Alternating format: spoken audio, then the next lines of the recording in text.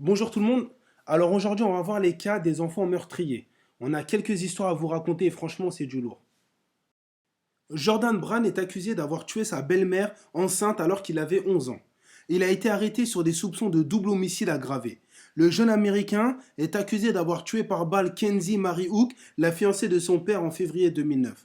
La jeune femme de 26 ans était enceinte de 8 mois et demi.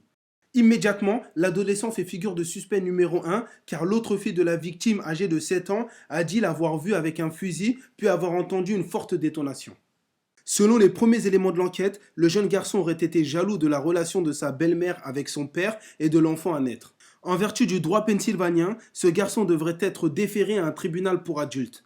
Mais ses avocats se sont lancés dans une véritable guerre judiciaire pour lui éviter ce destin.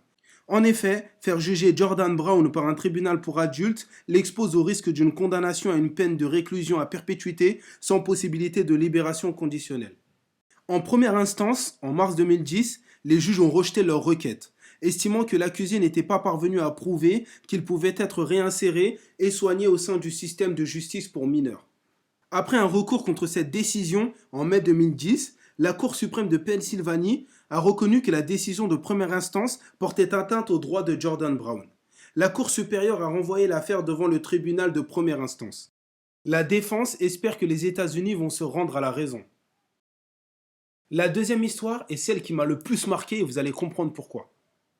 Aux États-Unis, une fillette de 19 mois est morte brûlée vive dans le four du logement familial à Houston où elle avait été laissée sans surveillance en compagnie de ses frères.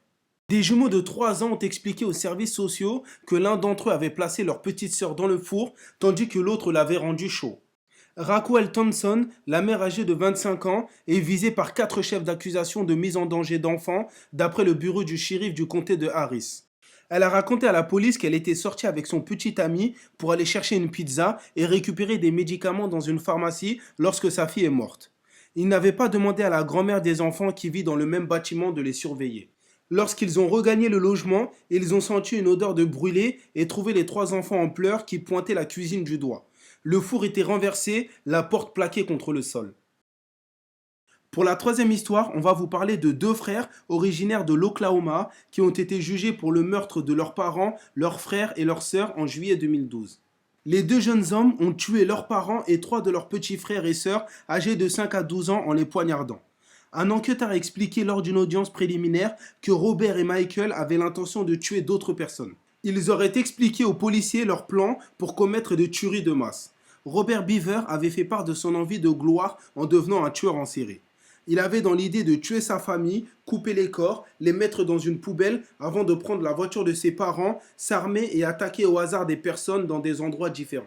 Les 2 frères auraient également prononcé les noms de nombreux tueurs célèbres et mentionné les tueries du lycée de Columbine et du cinéma d'Aurora. Mais Robert Beaver aurait déploré que le plan ne se soit pas passé comme prévu et que tout le monde ne soit pas mort. L'autopsie a révélé que les membres de la famille avaient été poignardés des douzaines de fois. Robert et Michael ont été arrêtés après une chasse à l'homme à Broken Arrow. Les chiens de la police ont traqué les 2 garçons alors âgés de 16 et 18 ans à travers les bois. Chez eux, les enquêteurs ont retrouvé des couteaux, des machettes, des épées, des téléphones portables, des gants, des masques, une carte, des ordinateurs et des mini-caméras.